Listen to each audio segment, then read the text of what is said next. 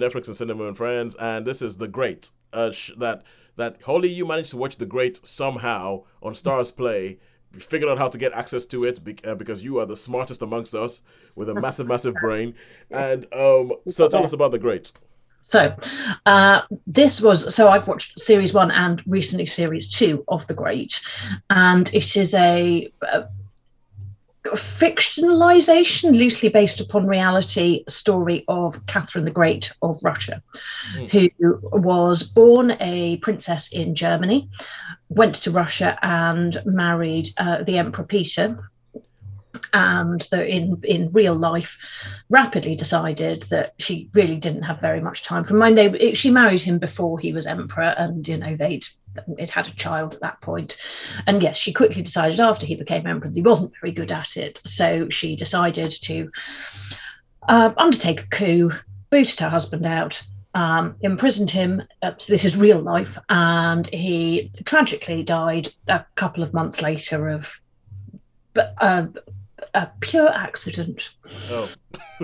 No doubt, heartbreak or something. Loss of control of Mother Russia. Embarrassment. Embarrassment, indeed, and certainly no involvement of any external parties at all.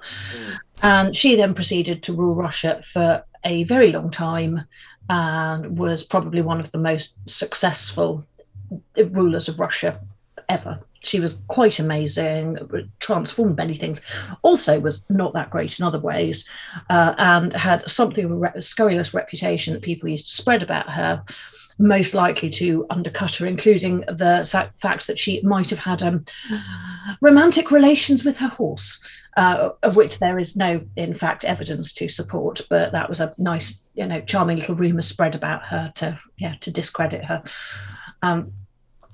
And then we get ourselves over to the series, where Catherine is played by, I've got to check, it's Elle Fanning, who is rather marvellous, and Peter is played by Nicholas Hoult. And Catherine arrives at the very beginning as a, charming, enthusiastic young woman who's desperate to do her bit and wants to fall in love with Mother Russia. And she arrives to discover her husband is not quite the charming man she hoped he would be, and is in fact a little uncouth, swears an awful lot, sleeps with everything that moves, and shouts huzzah a lot and throws wine in the air, and also randomly kills things for fun. So she's not entirely taken with the entire situation, and there are ongoing perfunctory efforts at producing an heir, which leaves nobody terribly happy about the circumstance. So in the first series, Peter hooks her up with somebody to be her lover because he thinks that she would be happier if she were a bit happy.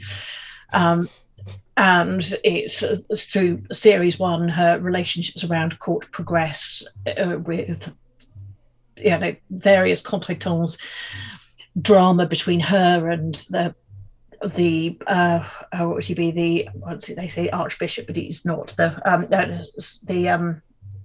would he be, the prelate? I'm having a absolute mental freeze. The Russian Orthodox. I'm trying to think what the head of the Russian Orthodox is called. Head of the church. Head of the church, who is the uncle of a young woman who becomes her servant, who used to be an important lady and has been demoted down for reasons. Someone did something bad, and she does not very well suited to being a maid because, well, she doesn't really want to be. So you have the first series of the relationship between Catherine and her husband and the court, and you get to the end of the first series and there's a coup and she takes over. Series two then starts with her having taken over and continues with her not really wanting to deal with Peter and keeping him alive, kicking around the palace, just sort of doing his thing, letting her be there when she has the baby as she's pregnant at the end of the first series. It's all sort of semi-nice. He's desperate to get back with her and take over Russia again. So it largely, broad strokes, follows history. In a very, very loosest sense, but it doesn't massively deviate from history. Key historical events are there, but they are much funnier much, I suspect, more drunken. Much, well, who knows? Possibly more sex involved, possibly not more sex involved. I wasn't there. But everybody seems to be having quite a marvellous time, and there's a lot of saying huzzah, which brings a real joy. Sounds a bit like Flashheart out of Blackadder. Oh, yeah. It is. It's constant. It's, you know, it's like every 5 minutes somebody will go huzzah, and then everyone else will go huzzah. And it's history by Flash, by name, Flash by nature. It's such a thing of ridiculousness. It's well cast, it's well acted, it's deeply funny. It does give you a flavour of, you know, Russian history, albeit, you know, I'm not sure that I would want to show it to Putin personally. I'm not sure, but it is, yeah, well constructed, very, very funny, occasionally thought-provoking, if only that it makes me go and look up what actually happened because I'm interested. And yeah, it's a feel-good film that does, you know, involve people being, you know, stabbed, animals being killed, things being broken, people being locked up, people doing a coup, which is, I believe, what they call it, is doing a coup. There's lots of plotting, and it's it's a thing of joy and silliness, epic silliness, but yeah, amazing cast, good acting. Okay, all right. So I've only watched both series once thus far, though I haven't rewatched yet. So does it look like they're stopping at 2 series, or does it look as if they might come back for a third? No, there's definitely a third, and the third is reasonable. I've not got to the end of 2 and thought, oh, for heaven's sakes, please stop now. Okay. It left at an appropriate ending to go into a third series. It would be wrong to stop at the end of 2. So okay, at the moment we have a lot of stuff that's almost a bit like, you know, I'm going to say feminist revisionist thing of historical events. So do you think that this is a bit more feminist revisionist, or is it just kind of like, no, she was actually that badass? Yeah, she was actually that badass, but it makes it funnier. Okay. So she was an extraordinary woman, incredibly strong-willed, cared passionately about Russia, thought her husband was weak and a bit of an idiot, and thought she could do a better job.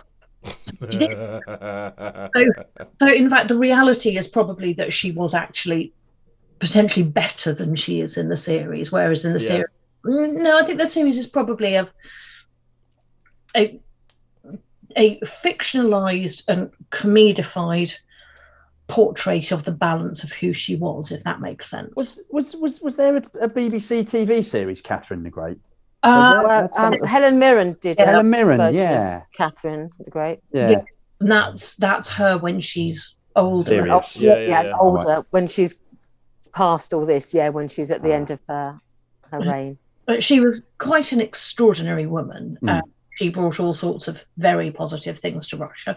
I'd imagine she brought some negative things as well. But I can't remember if she expanded territory. She certainly defended things very well. Yeah, I think she created like military. She brought sort of pride in the military. I think she sort of based on and the Navy and all that sort of stuff. She really much sort of turned it from it was when it turned into like more of an empire rather than a rural sort of secular thing. It was sort of started to become I think under Catherine the Great, I think it became a power to be reckoned with. You know, people started thinking, oh, Russia's not the sick man of Europe anymore. You know, it started to. We should pay some attention to them. Yes. It's so very enjoyable watch. Absolutely worth it. Doesn't require too much attention. It spoon feeds you enough, makes you laugh enough, makes you go what? Quite a lot, but in a good way. Huzzah! Huzzah! So how many huzzahs do we give this? I'm going to give it 4 solid huzzahs. 4 huzzahs! 4 huzzah! 4 huzzahs!